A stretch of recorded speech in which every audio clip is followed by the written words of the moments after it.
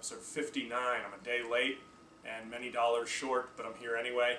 Finally got to see Kick-Ass 2, a couple days late, but very happy with this movie. Was surprised. My expectations were sort of low, but they were offset by the fact that I just started the paleo diet for the last week, which, long story short, without getting into the diet, means that I cannot have any snacks at the movie. Everything at a movie theater is off limits, and except the bottled water. But at $4.50 for water, it's sort of prohibitive cost-wise and stupid.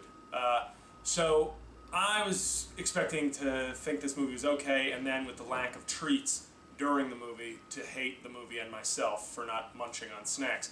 But extremely pleasantly surprised by this movie. It stars Aaron Taylor Johnson, Chloe Grace Moretz, we'll get back to her, and Christopher Mintz-Plasse, who you may know as McLovin. What I like about this is two of those three, they all sound like serial killers, they all got the three-part name, but two of these kids, Mintz-Plasse and Taylor Johnson, both have hyphenated names, which tells you something. It tells you that their mothers are overbearing bitches, basically, because not only are they kid actors, or they were kid actors, so there's your first clue, but they forced Dad, when the kid was born, to slap her name right on there with it. So it should be no surprise that these guys ended up being teen actors or whatever. But they're all good, and Jim Carrey rounds out the cast in a role that's not particularly funny, but it's good nonetheless. Basically, the plot is, if you didn't see Kick-Ass 1, I don't even know why you're watching this, but you should rent it. It was fun. Basically, it's just a continuation of that story. More people have been inspired by Kick-Ass, who's an ordinary kid who decided to become a superhero, or at least a sort of a masked vigilante. And now he's in high school and taller with longer hair and a thicker neck, which they reveal because he got really into shape for this role. So he didn't look very nerdy, even though they were trying to make him look nerdy. But as an athlete, you can look at the thick neck and realize this dude can probably clean like a serious amount of weight at this point. Why is he still acting like a nerd? And Hit Girl, played by Chloe, is also in a dilemma because she's under the guardianship of her father, who is now dead, which everybody should be happy with because her father was played by Nick Cage, but unfortunately for Nick Cage haters, he's not dead. So she's in this sort of, do I continue being Hit Girl or do I try to be a normal teen again? Kind of a typical superhero movie kind of twist, but they do it in a sort of original and funny way.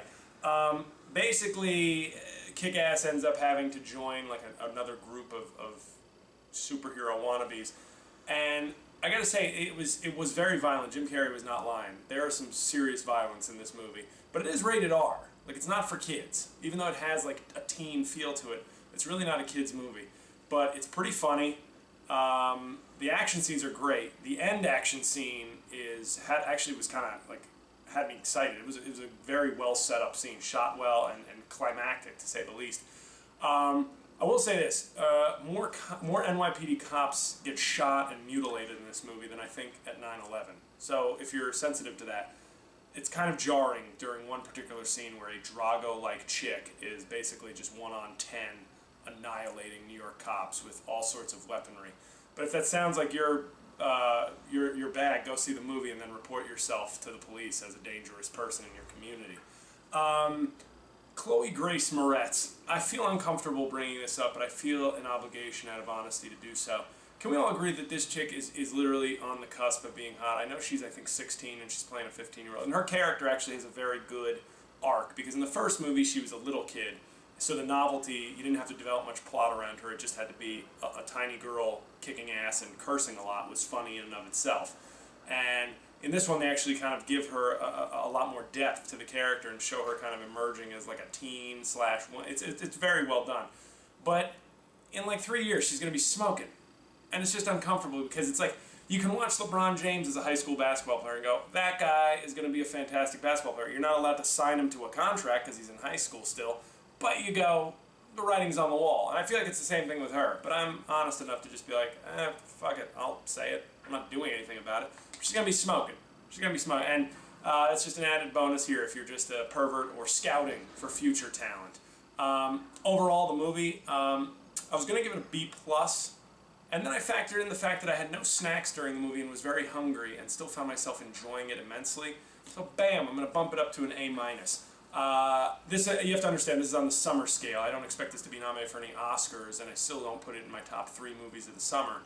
But it's fun, it's well done. Kick-Ass got very ripped for the movie. I guess he's doing the Hugh Jackman diet of steroids. But go see. I mean, if you saw Kick-Ass 1 and liked it, I think I like this one better, to be honest. So that's it.